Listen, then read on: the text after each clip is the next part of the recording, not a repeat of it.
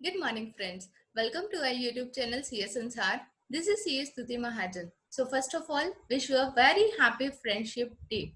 So, today we are going to discuss e-invoice under GST. Let's see the PPT.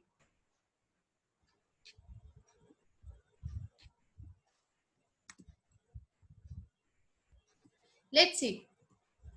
E-invoice under GST for turnover above rupees 500 crore with effect from 1st October 2020.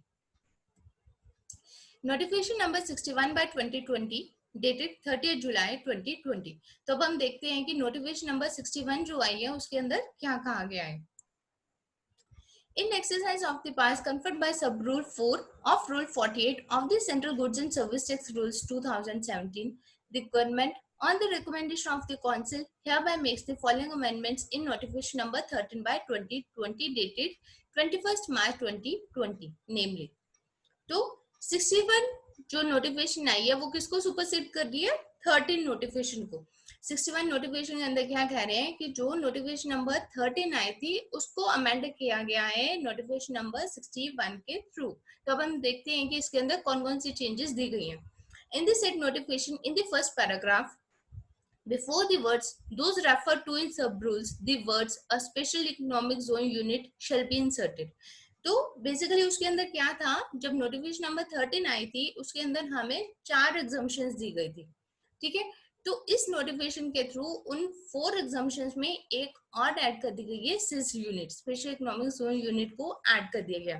Then for the words 100 crore rupees the words 500 crore rupees shall be substituted. तो notification number 13 के अंदर क्या था कि 100 करोड़ तक की turnover के ऊपर ई इनवॉइस जो है वो एप्लीकेबल नहीं है।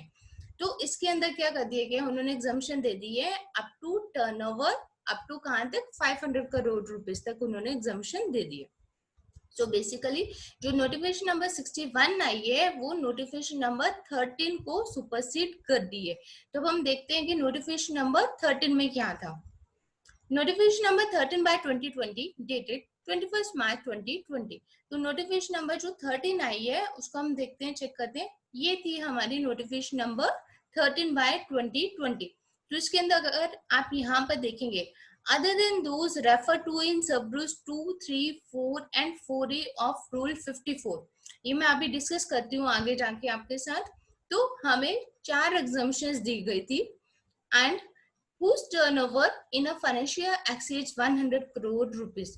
तो यहाँ पर जो 100 करोड़ है इसको नोटिफिकेशन नंबर 61 के अंदर इसको 500 करोड़ कर दिया गया। This notification shell come into force from the 1 अक्टूबर 2020। तो जो 61 के अंदर भी कहा गया है वो भी सब एप्लीकेबल कब से होंगे, नोटिफिकेशन कब से एप्लीकेबल होंगे, 1 अक्टूबर 2020 से ही एप्लीकेबल होंगे। Overview of notification number 61 by 2020। अब हम देखते हैं कि 61 जो नोटिफिकेशन 30 जुलाई को आई है उसका ओवरव्यू लेते हैं, उसके अंदर क्या है। Invoicing mandatory for registered person having turnover above rupees 500 crore. Invoice under GST is applicable for assesses having turnover above rupees 500 crore with effect from 1st October 2020। तो जिसके भी एसएससी की 500 करोड़ से ऊपर टर्नओवर है उसके ऊपर इनवॉइस जो वो एप्लीकेबल हो जाएगा, कब से, 1 अक्टूबर 2020 से। इनवॉइसिंग इज मैंडेटरी फ्रॉम 1 अक्टूबर 2020। The CBIC wide notification number 61 by 2020 dated 30 July 2020 notified that the invoice shall be mandatory for the registered person whose aggregate turnover in a financial exceeds rupees 500 crore। तो आपको बस इतना याद रखना है कि अगर आपकी टर्नओवर 500 करोड़ को क्रॉस कर दी है तो आपके ऊपर ई इनवॉइस जो है वो मैंडेटरी है। तो अगर आपके खुद की टर्नओवर, आपका बिजनेस यूनिट है तो आपकी टर्नओवर या फिर आपके कोई क्लाइंट्स हैं उनकी टर्नओवर 500 करोड़ से ज्यादा एक्सीड कर गया तो उसके ऊपर इनवॉइस जो है वो एप्लीकेबल हो गया है, कब से, 1 अक्टूबर 2020 से। Then exemptions. अब कौन कौन से ऐसे हैं जहां पर हमें एग्जम्पशन दी गई है, इनवॉइसिंग के लिए एग्जम्पशन हमें दी गई है।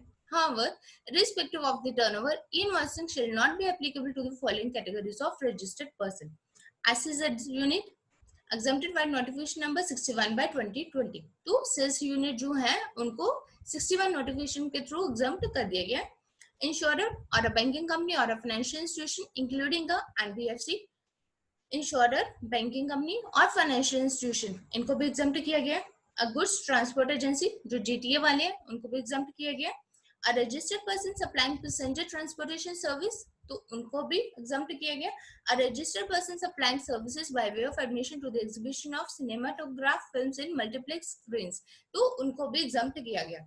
Basically second, third, fourth, fifth points को नोटिफिकेशन नंबर 13 के थ्रू ही एग्जाम्प्ट कर दिया गया था। तो जो सिस यूनिट है उसको नोटिफिकेशन नंबर 61 के थ्रू उसको एड ऑन किया गया, उसको एग्जाम्पशन जो दी गई है वो नोटिफिकेशन नंबर 61 के थ्रू दी गई है। इसके अंदर बेसिकली आपको सिर्फ इसी चीज को ध्यान में रखना है कि अगर आपकी यूनिट की, बिजनेस यूनिट की 500 करोड़ से ज्यादा टर्नओवर है तो 1 अक्टूबर 2020 से उसके ऊपर इनवॉइस जो है वो एप्लीकेबल हो जाएगा। और जो पहले एग्जाम्पशन थी उसके साथ साथ सिस यूनिट को उसके अंदर से एग्जाम्प्ट कर दिया गया। So this is all for today. Thank you for watching this video. Please subscribe to our YouTube channel CS Ansar. Till then, keep following CS Tuti Mahajan, CS Ansar. Thank you.